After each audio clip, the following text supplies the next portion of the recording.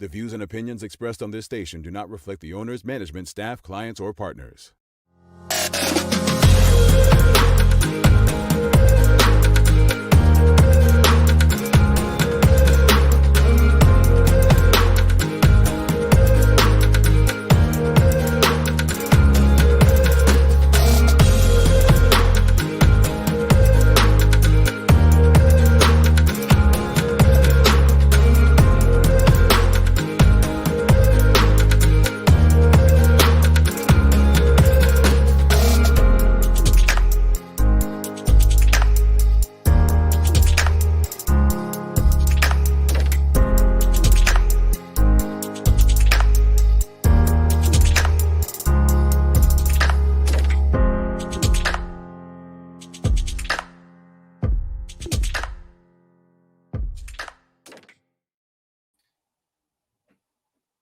Oh, it's my turn, isn't it? All right. Well, it's Thursday, the 4th day of February, 2021. Welcome to the Daily Hour brought to you by Medical House, One Communications, and Lindo's. I'm Jamal Hartman along with Carla Zool. Thanks for making us part of your daily routine. If you're watching online, share the link. If you're on Facebook, start a watch party. If you're on Twitter, retweet it. Just get the conversation out there to your network. And don't forget to like and engage with us. Another good one today, as the president of the Bermuda Union of Teachers, Nishanti Bailey, is stopping by. The Daily Play is a name that place. So a bit of geography for Carla. I think it's a bit of geography and history. And I'm actually going to put this one on Work Academy if she gets it wrong. I'm going to put this one on Work Academy because there's no way that someone should enter the gates of an institution and leave the gates of an institution without knowing the answer to today's question. So that's you know that I'm an anomaly. I can't even say the word. I am a prime example of an academic who just does not care about academics. So stop blaming Work Academy. Well, actually, it is unfair to blame Work Academy because, I mean, everyone else seems so proud to have gone there, and you rarely mention it. So we'll go to University of Georgia for you. But look,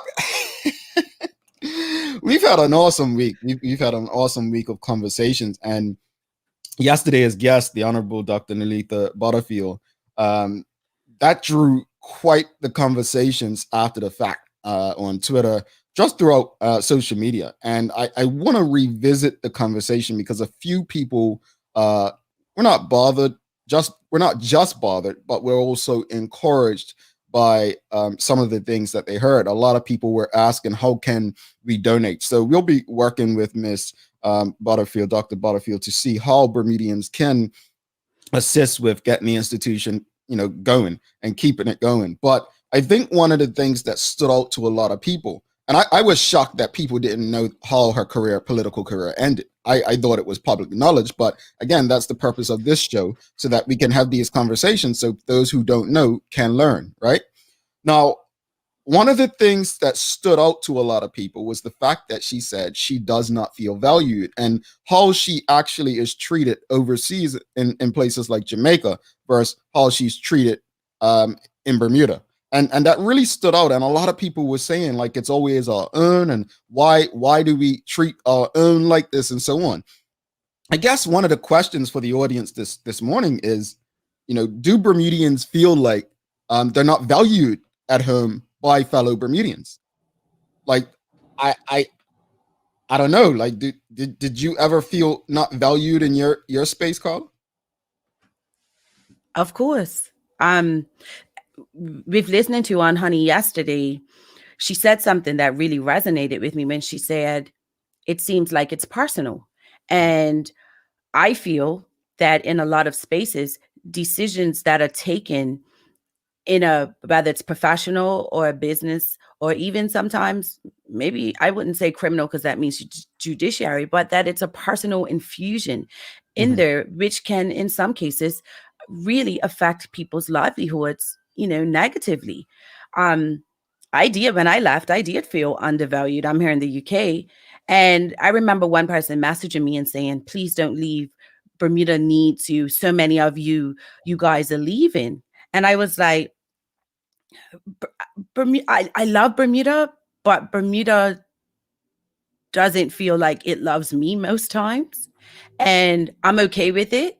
But what hurt me on Hannah's, what, 20 something years older than me, and to think that she feels like that far in her journey, it made me feel like, wow, almost selfish to feel that way in mine. But I do think that it happens up to a lot of people. But do people speak about it? Well, there's a few things in what you said just now, and the question for those who are just tuning in that I had asked was, based on the conversation with the honorable former minister of many ministries, Dr. the Honorable Nalitha Butterfield, yesterday, is not feeling valued and appreciated in Bermuda, but getting plaudits and acceptance elsewhere. I don't think this is just a Bermudian thing. I want to say that because I know someone's probably going to say, oh, it's not just Bermuda. But for the sake of conversation, I want to stick to Bermuda because we are a small community of people. And when you have a small community of people, it can be two different extremes. We can really support one another, or we can really envy one another and work against one another, not because of anything outside of we don't want somebody else doing better than us, right? We have challenges. We have challenges in the community. Now, Carla, you said something about not feeling valued and leaving and not feeling loved. I said to the Premier David Burt not long ago, and when I say not long ago, probably either last summer or the summer before, I told him, like, Bermuda don't love me, bruh. Oh, what are you talking about? I said, David, think about what your government has done to me, the individual. The individual. Think about what your government, like just yesterday, I shared, people going on about the same-sex marriage case before court. Bruh, my name, along with Lamont and Larry, is on a court case that the Bermuda government used a Queen's Counsel, the same Queen's Counsel representing the government now, Jonathan Crowe, was our Queen's Counsel, right? But used the Queen's Counsel to fight against us. I'm not even going to move ahead to what happened with the Bermuda Tourism Authority. But how am I supposed to feel appreciated by a government, number one? Right? Now, when I listened to Dr. Butterfield yesterday, and people were starting to realize, wow, this seems like this is not trending. This just seems like some sort of normality, like seems like it happens regularly, right? And someone said one thing that really stood out. If they can do this to her, what chance do I stand? And that was very telling right there. And also, because someone, a few people hit me up and they were given, oh, it's more to it or whatever. And my response to that is, I think that what people need to understand, that people have their journeys. And so how one feels about how they were treated, that's their journey. And I don't think that people even respect that, to be open enough to say, okay, I can understand why someone may feel the way that they feel, but it's a prevalent thing that happens. Look how many people have done really awesome things outside of Bermuda. And the only time that they get recognition for it is when they're outside of Bermuda. When they're in Bermuda, then they may not be appreciated. But all of a sudden, it's Bermuda's own. Well, I remember reading, and I have to start remembering and writing down where I see this stuff so I can share it with you all. But I remember reading about Bob Marley in Jamaica, saying that he didn't really get appreciation until, he went to Europe, And again, sticking to Bermuda, obviously it happens other places, but I just want to understand why, why? Why don't we show up? Like, even go back to, we had Nadanja on a couple weeks ago, right? I think he's an interesting case. But when he said, and this is another thing that stood out when something he said on the show, he had to explain that, look, I'm an entertainer. Who's in power in government doesn't matter to me. And it was interesting because I remember what happened when he hosted the America's Cup, right? And I'm just like, y'all were ready to write this brother off because he's out here trying to make a living, right? And almost as if he would have had to take his career out and the appreciation would have went and so on. So using that to use on Honey yesterday is because she didn't appreciate how she was ousted within the party, right? Which is, as she explained, is frowned on in Jamaica. You have literally put her in a position that makes her uncomfortable. Obviously, she couldn't share everything on air, but you were going to do it to an entertainer. You've done it to other people. At the end, we have to do better. We can't do that to people, man. We can't do this we cannot do this. We cannot continue to act like this is okay. And it's all good people saying, yes, just pray about it and karma will come. No. Karma doesn't pay your bills, Karma doesn't feed your family. And that's the problem I have with some of the decisions that are taken have financial implications. People have to make a living. I'm not saying dish accolade. Like if they earn it, but don't put your personal in there to prevent them. That's the issue I have with Bermuda. Indeed. Sean Smith, Carla. Ask Mr. Best, Mr. Goda, Mr. Hill, and other sports figures that have achieved great things but still have not received their flowers. Quick story. I bank at Lloyd's. I live in the UK, so it was a city game, and my cousin and Sean are friends. So Sean bought him a ticket, and I had to compensate him. Let me stop you right there. She's in the UK. Lloyd's is a bank. She said she banks at Lloyd's.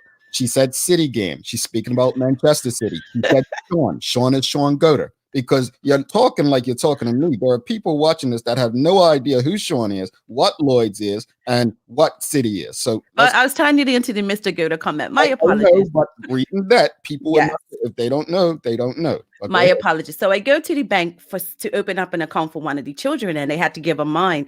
And this lady calls me into a room, and she goes, "What I'm about to say might be really inappropriate." She was like, "But I was looking through your bank statement. Is that the Sean Goda?" And I mean, this lady went mad. And I was just like, wow, he's so revered. Mm-hmm. But yet in Bermuda, he's just looked upon as, for some people, just the goat, that guy. So I see it, outside of my circles. Well, I want to touch on that before we get to a few more comments. And I think Carla's point is extremely valid, because I'm going to start with Clyde Bass. I always knew about Clyde Bass being a Bermudian footballer from Somerset Trojans that, broke barriers for West Ham in the UK. But it wasn't until I was a mentor in the YouthNet program that my mentee was doing a school project on him that you really learned about the impact that he had and the barriers he broke. And so, he done something in an era, in a country that's unheard of. And I just don't feel like we've done enough. And I'm glad that Sean Smith brought up sports and took it off of politics, because I mentioned entertainment and a dungeon. But this we've got to do better. We have a small community. We should be so proud. I remember walking around in my Sean Goda jersey. I mean, it was so bad that, I watched it so many times that it just, seriously, I was so proud in college to walk around in that. And people would see, I think the First Advice was the sponsor on front of the shirt. And people would always be like, who's this company you work for, right? Because Americans are not used to seeing the sponsors. And I'm just like, no, it's about the hometown hero on back, But I don't know. Let's go through some comments. Amanda Kelly, Carla. Yes, they do. I have a niece who is a doctor overseas as well. Bermuda seems to value non-Bermudians, in my opinion, and as it always has seemed apparent in the work arena. Kathy Ann Painter says, absolutely, very often you are valued according to what you can do for folks. They want you only when they need you. Well, I can't say that she's lying based on my experience. I don't know, Enos, Carla. You say your own, but it is not our. You say our own, but it is not our own. We are caught up on complexion and programmed to be separated by race. I said nothing about complexion or race. When I say our own, I mean Bermudians. That's what I mean let me clarify. When I say our own, we're specifically talking about Bermuda and Bermudians right now, not about race. If you want to talk about race, we can go there as well. It's not that complex and not much different in Bermuda's context. Dr. Seaman says it's common, it gets personal and not professional. Gary Marino, Carla. I once experienced where a well-known Bermudian personality traveled to Trinidad on the same flight as I. When we landed, the individual was met by an individual whom I was later made to understand was the chief immigration officer. They were taken to the area reserved for ministers of government and visiting dignitaries, processed and allowed to go on his way. When we got back to Bermuda again on the same flight, that same individual is standing in the immigration line, just like everybody else. And Honey said that yesterday. Yep. Remember, what do you have to declare? Yeah, she said that she gets the red carpet rolled out for her in Jamaica. Now, and keep in mind, and this is just got to be said, for all that Bermudians are taught about, islands to the south like Jamaica and even Trinidad, right? These bad ideals that have been put in people's heads, you've treated better in these places that you've been told to look down on than your own country. And it's something to love and appreciate. And people joke and call him Caricom Chris, right? Talking about famous. I still love that nickname. But Caricom Chris is right in how he tries to connect us with the ancestors in the Caribbean. And I appreciate what Honey said yesterday, even what Mr. Moreno shared just now, because I always speak about growing beyond our environment. And one of the things that must happen when we grow beyond our environment is accepting that, what, if you're not getting love here, doesn't mean that love does not exist elsewhere. However, you should not have to leave a place you love to feel loved. You shouldn't. Dr. Seaman Carla. If you don't align yourself with the powers that be and submit to them, you are an outcast, no matter how outstanding your contribution. All righty. And Robert Dorm says, Jamel, this has nothing to do with the conversation this morning. I was going to mention it today. Did you know that you and Larry Marshall Jr. are being featured on February 11th in the RG for Black History Month? This was sent to me last night via WhatsApp. Well, that is good to know. I will look out for February 11th. You've been keeping secrets, sir? That said, let's go back to the comments. Jacqueline Lambert says national squad go away and come back with awards and no support. Very unfortunate. It's insane, Jackie. It's insane. We have a guest waiting for us. A very important guest today. It's Founders Week for the Bermuda Union of Teachers. And so Nishanti Bailey, president of the BUT, is stopping by. But yeah, this is You didn't answer me, but noted. What was your question, Carla?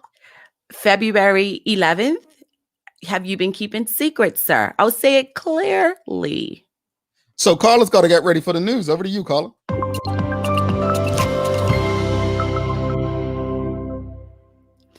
The World Gazette reporting the legal battle over same-sex marriage in Bermuda began in London as a senior UK lawyer argued the legislated ban on such unions was not discriminatory. Jonathan Crowe, QC, representing the Attorney General of Bermuda, argued that legislation can have a religious purpose, provided it does not have a negative effect on the rights of the public. Mr. Crowe said, "It is the effect of the purpose that makes it an offense to the freedom of religious conscience." He added that the court should not assume the collective purpose of Parliament based on comments by campaign groups or individual parliamentarians. He continued, "There may well have been individuals who were motivated by religious convictions to oppose same-sex marriage, but looking at the words and motives of individuals in advocating, that does not answer the question as to what the collective purpose of Parliament was in enacting a package of legislation which happened to include a clarification that same-sex marriage was not to be recognized." In international news, health authorities are still learning about the new coronavirus variants and whether current health measures are as effective against them. But data suggests that the B.1.1.7 variant first identified in the UK may be deadlier than the original strand. We know that some of the variants have increased transmittability. There's increasing data that suggests that some of the variants, the B.1.1.7 variant, may actually lead to increased mortality, and the jury's still out with regard to how these vaccines are going to work against other variants. This coming from Dr. Rochelle Walensky, director of the U.S. Centers for Disease Control and Prevention. Now, here's an interesting one in entertainment news. Rapper Lil Uzi Vert won't be hard to miss as the rapper has implanted a $24 million diamond ring into his forehead. He is known for his extravagant jewelry purchases, but his latest piercing certainly tops the list. In January, he first revealed his plans for the face diamond after informing his social media followers, "I've been paying for a natural pink diamond from Elliot for years now," making reference to celebrity jeweler Elliot Eliante. "This one stone costs so much, I've been paying for it since 2017. That was the first time I saw a real natural pink diamond. I'm going to have a lot of M's in my face." It's hard to find a person in society today who has not been touched by cancer in some way. World Cancer Day hopes to honor those who are fighting and those who have lost to this dreadful disease. This unique day of remembrance and determination aims to help people understand more about cancer and inspire them to take action so that hopefully one day there will be many in society who are not touched by this disease. Turning to weather, the temperature in Bermuda is expected to reach a high of 66 today. Dallas, Texas will see a high of 63, and Essex, UK, a high of 47. And don't forget to tune in to the full100radio.com tonight for Nighttime Jams featuring some of your favorite romantic classics. That's your Daily Hour news break. All right. Two things. I'm definitely sending love to anyone and everyone who's been impacted by cancer. Obviously, my mom's situation, and we had Jesse Seymour recently. So thanks to everyone who's continued to reach out and contribute to that cause. Now on to something a bit more disturbing. I was Googling while you were reading your news, right? Did you see the picture? Well, that's what I had to find. First off, and I'm being dead serious, folks. You said Lil Uzi Vert or something? No, Lil Uzi Vert. Vert. Okay. I don't even know who he is, but the picture, he looks ridiculous. All right. So hold on. No. This is this. I mean, I'm sorry, folks. I know we shouldn't be judging, but this. I had to Google what you were talking about because I'm like, Carla, she's making up stories for her newscast now.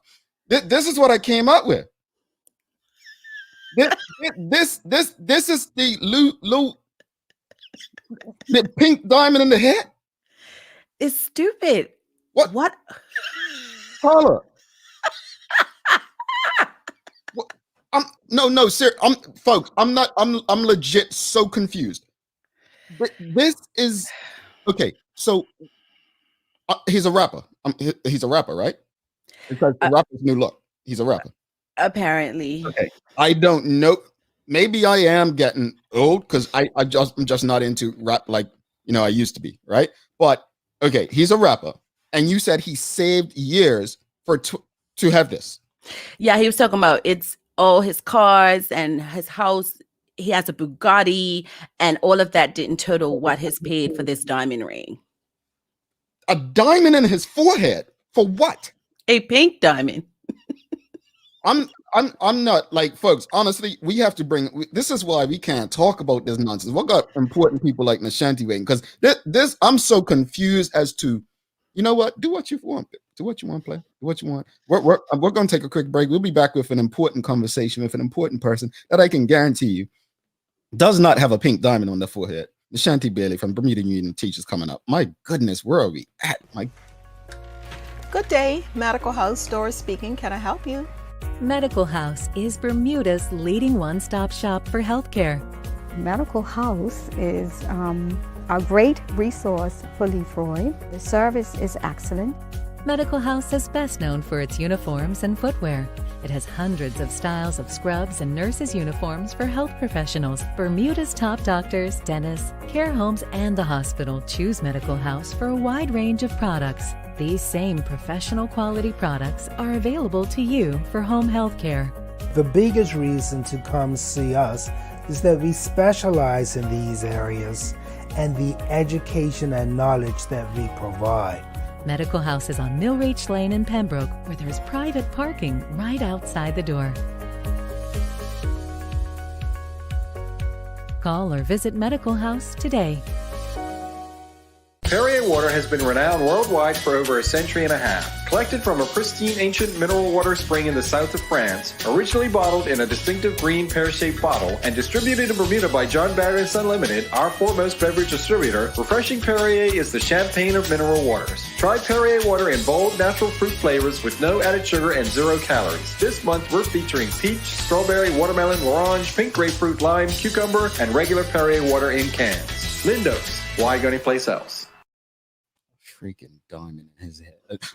Welcome back to the big show. Carl Azul, Jamal Hartman. It's the Daily Hour, brought to you by Medical House, One Communications, Lindos, and our friends over at Channel 82, where you can also watch this and many other locally produced shows if you have One Communications cable. I am still just shocked that someone would get a pink diamond. And I looked up his net worth. It looked like his net worth was 16 million just now. So you got a pink diamond in your forehead that's worth 24 million, but your net worth. Where is Teresa Stewart? Where are our financial gurus? I hope that he's got college funds and houses and pension and everything sorted out. Phil. But anyway. Yeah, Nishanti, it's Nishanti time. Without further ado, let's bring in the president of the Bermuda Union of Teachers, Nishanti Bailey, and let's have just a different level of conversation. My goodness. Good. She's laughing. I'm still in the moment too, Jamal. I think that's in the Royal Gazette back in the day, right? I remember I was in primary 6, and I think the teacher was Mr. Johnson, Carlton Johnson, and he used to usually read to us the "Well, I Never" section, and this was the first time. I mean, Carla's given us some interesting stuff, but that's probably the most "Well, I Never" story she has ever read on this show. And I'm just sorry. It was weird to me, and I didn't mean to take away from the importance of our convo, but that was weird to me. That was weird. It solidifies why education is important. I was trying not to go there. Ooh, this is it. Give me a second. My headphones even falling out. I mean, goodness, I'm all over the place after that. See, if you had a diamond in your head, you could have kept the earphones on. Okay. Oh my goodness. All right. First off, Nishanti, thank you for doing this. Thank you. It is Founders Week for the Bermuda Union of Teachers. What is it? 102 years now? 102 years on Monday going February 1st.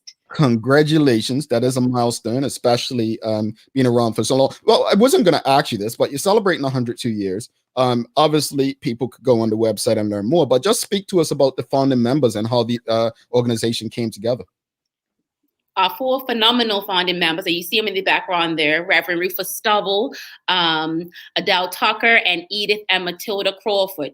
4 regular teachers back in 1919, the early 1900s, and we're facing challenges. And the funny thing is, when you look at the history back then, a lot of those things are still some of those things that we struggle with today. So whether it's resources, it's space, or just adequate environments to educate children. And back then, you're talking about schoolhouses that housed upwards of over 300 children in one space with only a handful of teachers. And so what was happening during that time, there were 3 teachers or teacher colleagues who had died in succession in close proximity to one another.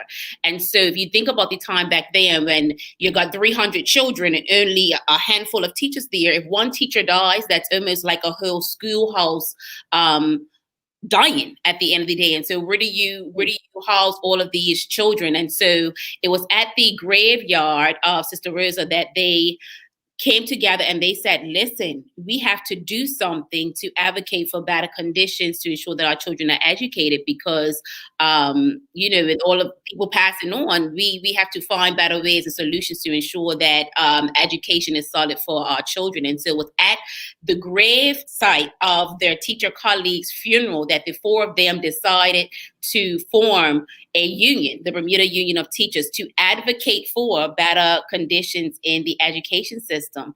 And so from there, the rest is history. So the history of Bermuda Union Teachers, our evolution started at St. John's Graveyard in Pembroke, February 1st, 1919. And from there, it's been a 102 years of advocating for fair compensation, working conditions, ensuring that disputes and grievances are handled fair and promptly in Bermuda for public teachers.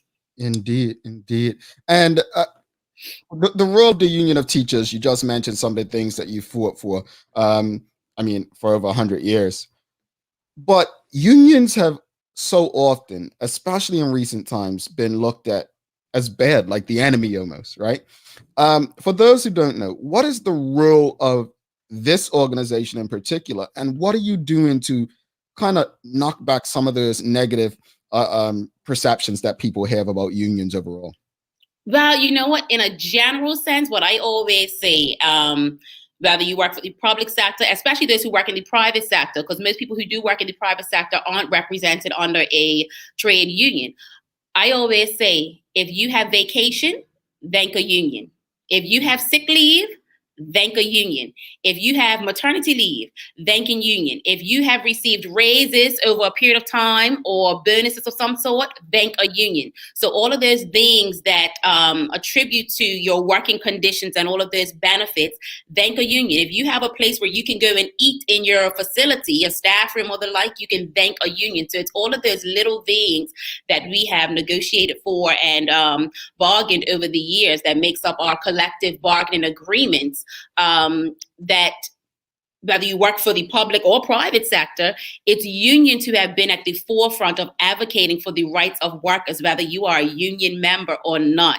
So that's one thing that I always say to those people who frown on union actions. It's taken people to take a stand, to make sacrifices for us to have a lot of those things that are benefits for us today. So that's how I put it in a nutshell. You know, even if you aren't a union member, but you work for an organization that provides you benefits, you can thank a union for that, because that's actually what has happened historically over the years. A lot of the private sector or companies in general have modeled or mimicked what it is that unions have advocated for within their respective organizations. So I always like to put that little reminder out there.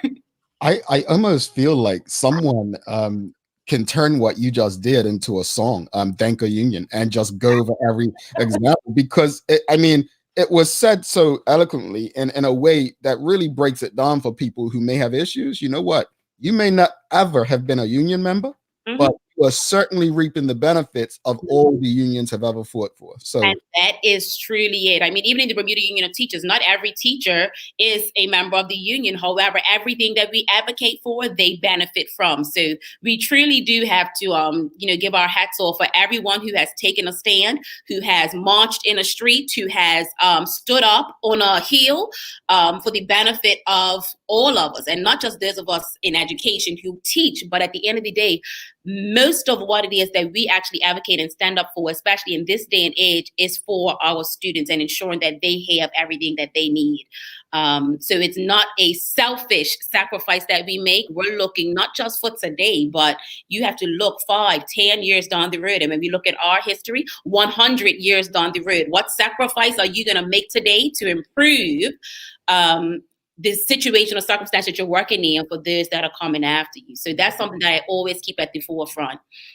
Indeed. Oh, I'm loving this.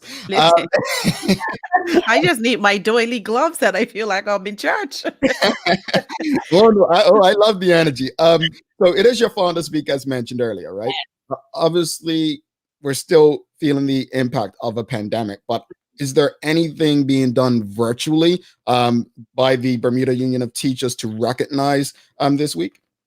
Actually, since our centenary, or I should say the year leading up to our centenary, we now celebrate a week-long event of celebration. So we always start off back to our roots. And so we attended church at St. Paul AME on Sunday to kick off Founders Week. That's something that we've historically done for years. And the historical element to St. Paul AME is that was actually the place where the BUT holds their very first executive meeting. So we always go back home. We stay there. On Monday was Founders Day, so it was Wear Burgundy. So hopefully all of our members in schools, they painted their schools with burgundy, which is one of our colors, and took pictures. Tuesday is our standard Union Spirit Day. So you would have seen many BUT members, schools would have been wearing their BUT paraphernalia, their gray centenary shirts.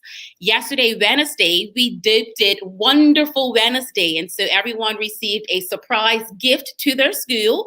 If they haven't, they need to check out their union rep. But we called it Wonderful Wednesday because we gifted everyone with disinfecting wands. You know, working in the buildings that we're working in, they actually have these little sanitizing wands that you just run over surfaces, and it's supposed to kill 99.9% of the bacteria. So that was yesterday. Today is Talk Show Thursday. So it was a great coincidence that you had invited me to come on the show today. And then also Teacher Talk takes place on Thursdays as well. But we decided to do something different where tonight at 5:30, there will be a visual talk show on Channel 82 and on our social media, Facebook and YouTube pages featuring all 4 of the hosts. So a shout out to Sister Patricia Nesbitt, Sister Gina Davis, and Sister Laurel Burns, and myself. We will be on tonight at 5:30 talking about our union year in review. So that's going to be a first time for the BUT actually having a visual talk show. And then tomorrow, being in COVID-19, we haven't had an opportunity to do a lot of the things that we usually do. For example, everyone looks forward to our end of year parties, our Christmas parties.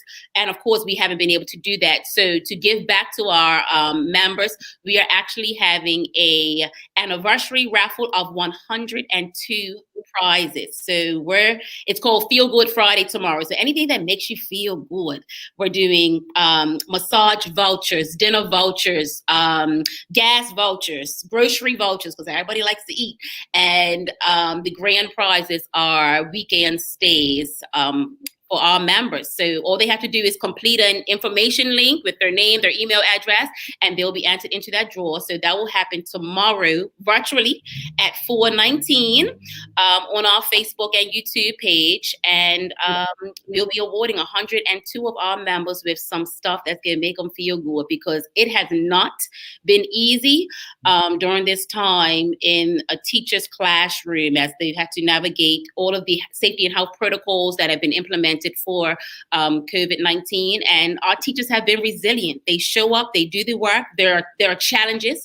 It's definitely not a clean cookie cutter situation that's happening in our building. So we want to make sure that to close out Founders Week, they feel good. That took me forever to say that, but it was. Real quickly though, I just want to say, make sure you tune into Channel 82. I'm actually gonna hit up a collaborator, our partner, our friend Lamone, make sure we can watch it online. As she stated, it'll be on their social media channels. So make sure you share those with us as well, Nishanti. Definitely. But also something else you said, and I'm being serious, so don't laugh.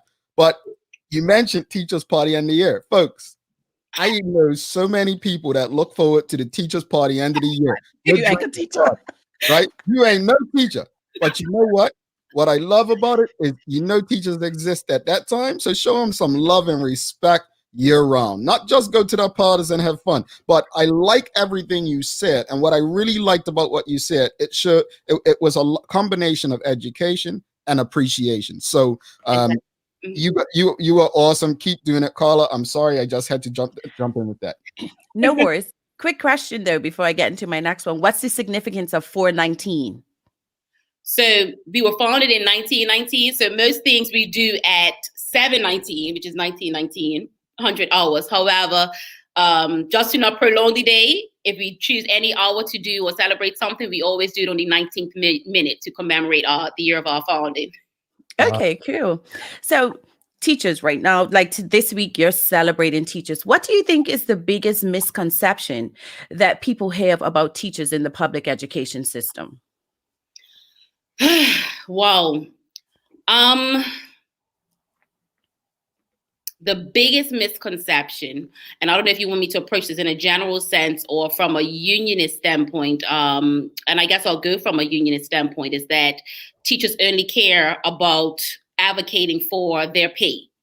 And I think that is a big misconception amongst the public, because as soon as teachers take a minute to stand up for something, and many times it's sometimes to our own demise, because we don't tell the story along the way of the build-up of how we've been fighting for something for 3 years, whether it's something in student services, or whether it's for something as simple and basic as supplies, or ensuring that whatever is expected of us is also aligned with what's provided for us.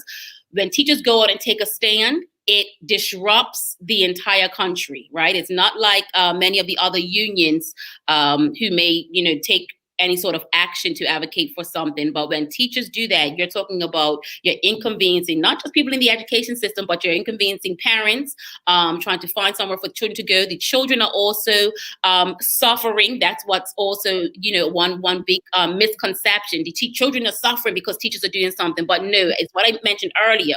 Sometimes we have to take a stand today to ensure that the children today, and then also the children that come tomorrow, they can have better conditions that are needed. And so it's one thing that we as a union always say, we have to do a better job of telling the story, because many times when it's like the straw that breaks the camel's back, that's when you see teachers coming out and making a stand. We have to tell the communication along the way, what's happening. How is it that we're actually trying to promote and advocate for certain things? How are we asking politely for certain things that we need to ensure that our children get a quality education, but it doesn't happen. So I think that's one of the biggest misconceptions, that teachers only care about money and compensation, when that in fact is not the case. Excuse me. Now, like teachers all over the world, teachers in Bermuda were no different. When the pandemic hit and we had to go into lockdown, etc., teachers had to shift really quickly into online learning. And that in itself, as a parent, I know is a mammoth task. I can't imagine for a teacher having to organize so many young people. Mm-hmm. So my question to you is, what were some of the challenges that teachers overall faced with having to transition so quickly, and how did they overcome them? But also to add to that, I think I want to add to that, because there's a big component missing to that question. What about teachers with children, their own children? And I was going to wow. I want to say the biggest thing was lack. And when I say lack, it's lack of training and professional development, lack of resources, lack of supplies, lack of time to prepare. So lack just becomes the word that that comes to mind when we think about the mad dash scramble that had to take place when we had to transition to remote learning, because that was something that was very new for many. There were some schools that were prepared. The senior schools, they have platforms that they had slowly started to integrate within the system using, I guess, Google Classroom and things of that nature. But for many of our teachers, especially at the middle, primary and pre-level, it was a quick adjustment, having to operate and function and meet all of this demand in the middle of lack. So how do we overcome it? I mean, the same way that teachers always overcome everything, we show up and we make it happen. So I know the stories that we heard, teachers who didn't have internet, for example, were going and subscribing to ensure that they had Wi-Fi to ensure that they can connect with their students. Those who didn't have school-issued devices were using their personal devices. Those who had children who had to share devices, they were having to secure other devices as well, and having to balance being teacher on screen for X number of hours, but also supporting their child as parents. That was also an adjustment, but it just seems like things just happen. That's just what we do as educators. We make things happen, and no one actually ever sits back and think, well, shucks, how in the world, how are our teachers functioning mentally and emotionally trying to get all of these things done in the midst of lack? And that's what I want to say stands at the forefront for all of us, and especially from a union standpoint, because that's something that we advocate for. This is something that we didn't think would happen, or we weren't necessarily prepared for, although we've been advocating for 21st century education, right, for a while now.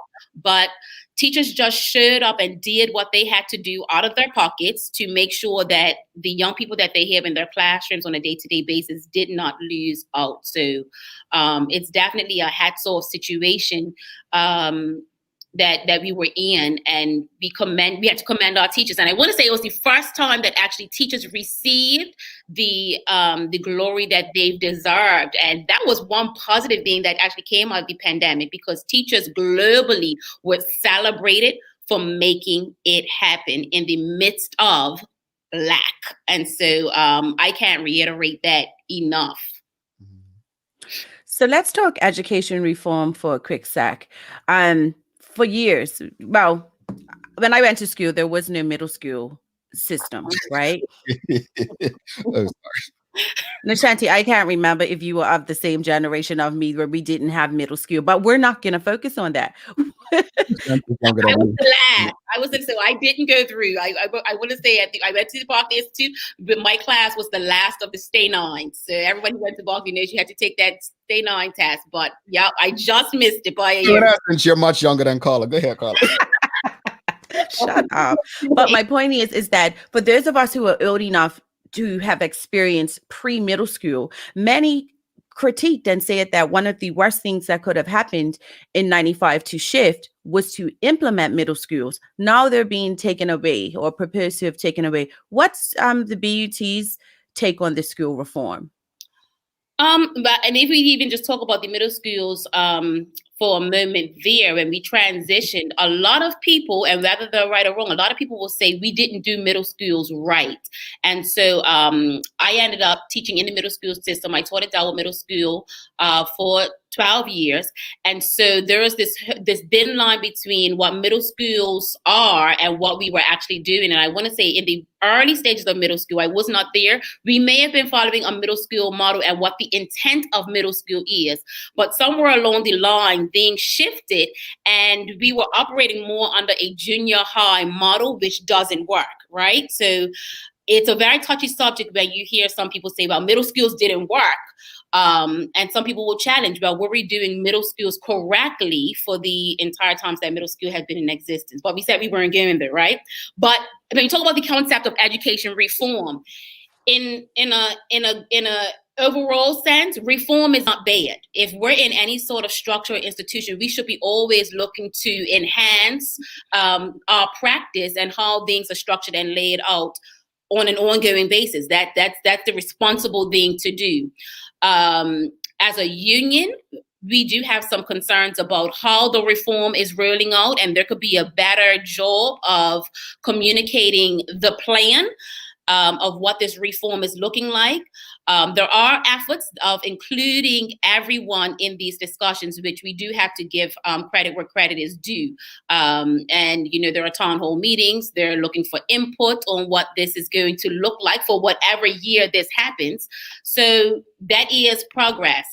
From a union standpoint, our thing is we're spending our money on these new consultants, these new ideas and practices that we want to happen as a part of reform. And our thing is we want to make sure, or we want to know where the bottom line is for all of this, because we've had our share of consultants and we've had our share of people bringing their ideas to the table. And a lot of times those things fall by the wayside and then we move on. And I'm not even going to get into that historical element of the plans that have happened or that were planned to happen, but haven't come to fruition yet.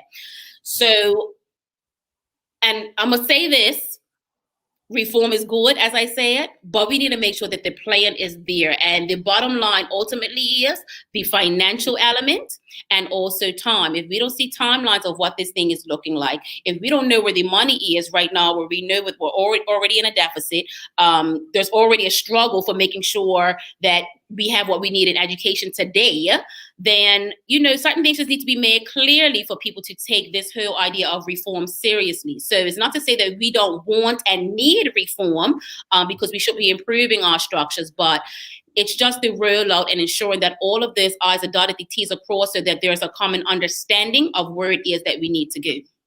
Indeed. Let's go to some questions. We have quite a few from the audience. Well, I'll go through some comments. Oh boy, here we go. James Brett, does the BET have any position on vaccine hesitancy or school-led prayer? From a BET standpoint, as it pertains to the vaccine, no hesitancy.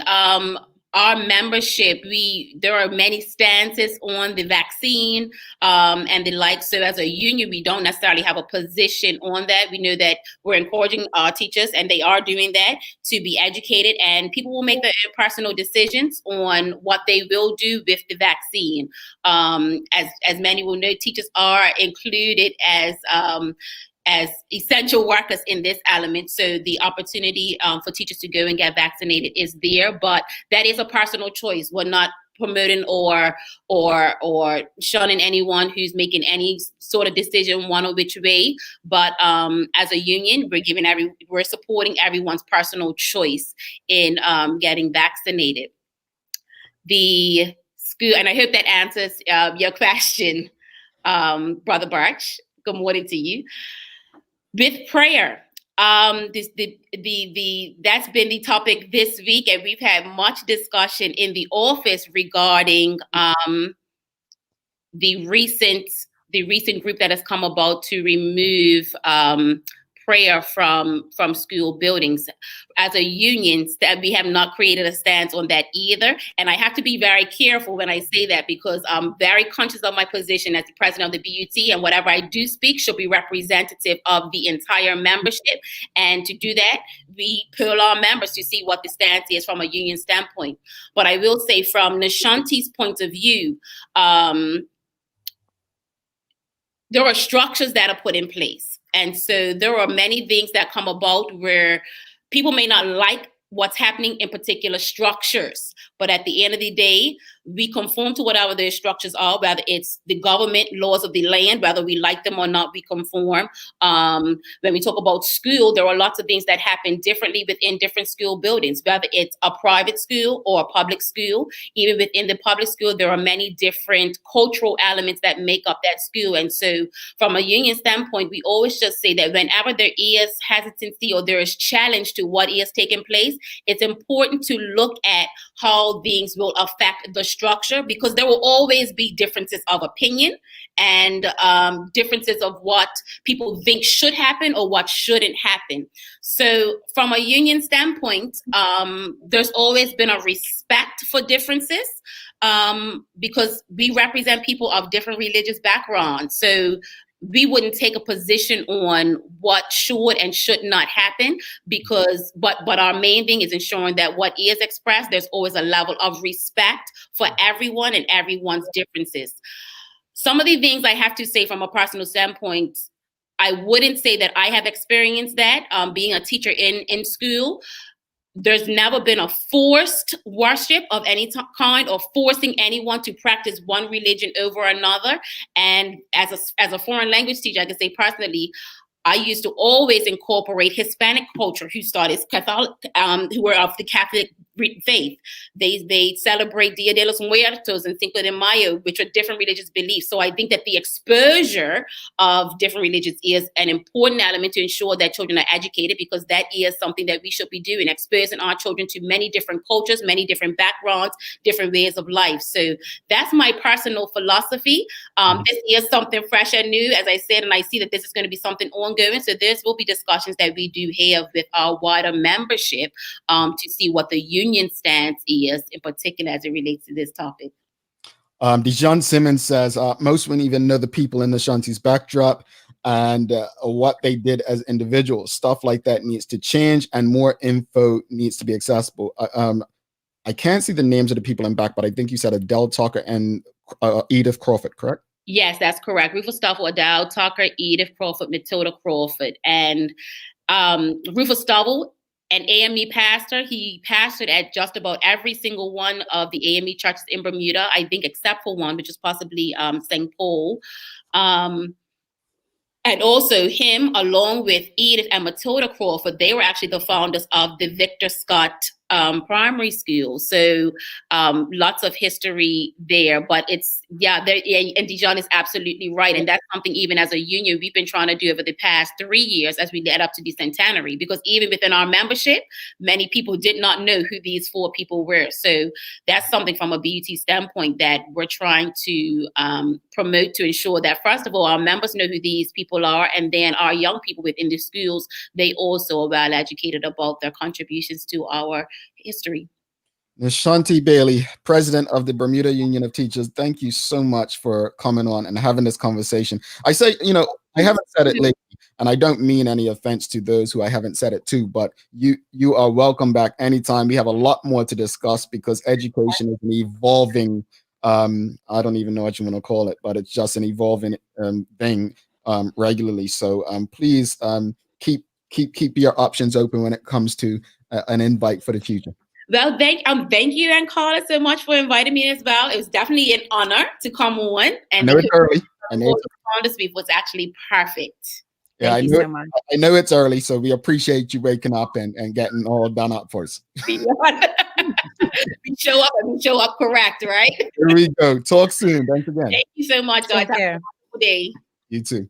All right, we're going to take a quick break, and then we'll be back with the Daily Play. We're going to recap the conversation. That was an awesome conversation. Definitely appreciated all that Nishanti had to share.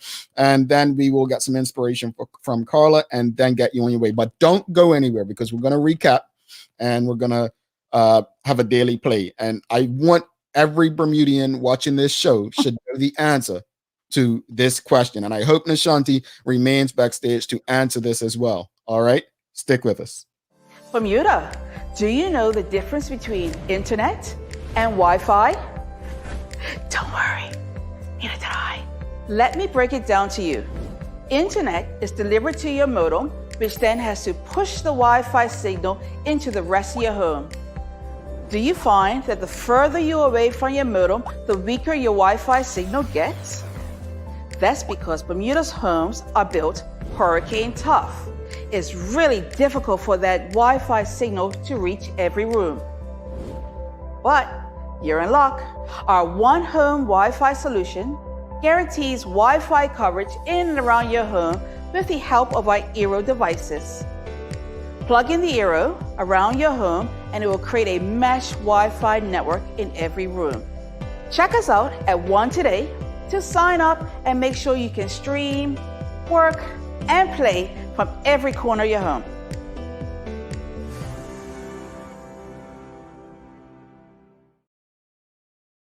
All right, welcome back to the big show. It's the Daily Hour. Thanks again to One Communications, Medical House, Lindo's, Channel 82. Here is the Daily Play. Are you ready, Carla? I am. Let me just I just know what I'm going to have to press for you. Get those buttons in order. Here's the Daily Play. Help her out, folks. Help her out. Help her out. Here we go. It's a place where the enslaved would be punished and hung for trying to run away.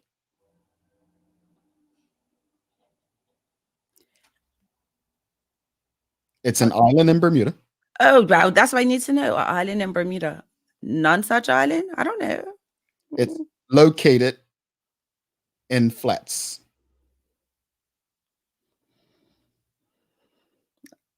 I tell you, I failed geography. You all don't believe me. Hi, Mr. Chandler. I don't know. This is as much history as can anyone in the audience help her. The question it's Googling. They're just as bad as me. Port Island is not in flats, honey. It's a place where the enslaved would be punished and hung for trying to run away. An island in Bermuda at the mouth of flats. I've never even heard of that island. And this is why we're here. This is the purpose of this show, because we're going to educate people. Thanks, Sash. We're going to help people. And yes, this is the location. It's the island right off of Police Beach. Give it island. That okay. Is the island. So that island, if you're driving along North Shore, that would be the island. Carla, recap of today's show real quickly. Teachers are valuable. I don't know if you know, I used to teach at Cedar Bridge, taught English. Teachers are valuable. I think they're undervalued. Thank a teacher. Even my teachers out here in the UK, they think I'm a weirdo because I'm like, thank you for what you do, because no one says that as often as they should. So thank you, teachers all over the world. And to all the people out there who love going to teachers' party at the end of the year, drinking, having a good time, and partying, I'm serious when I say this. Show appreciation and love to them throughout the year. I always say on this show, I've said it for years on other shows that I've been on, the two groups of people you rarely hear me criticize are police officers and teachers. To me, they have two of the hardest, most difficult, and scrutinized professions out there. And the rewards are probably not what they should be. Any motivation, inspiration, something to send us off with some good words for Colin? The best teachers are those who show you where to look, but don't tell you what to see. Alexandra K. Trenfor. You're getting better at this, boy. Woo. Any final words of the day? Again, thank a teacher. Have a beautiful day, everybody. And God bless everyone that's homeschooling their children virtually. I feel your pain. Thank you all. Thanks again to our partners, Medical House One Communications and Lindos, for ensuring that we're able to do this with you. As always, we appreciate you. We love you. And we thank you for making us part of your daily routine. If all goes well, we'll be back to do this again with you tomorrow. She's Carla Zool. I'm Jamel Hartman. My friends, make it a great day. Peace.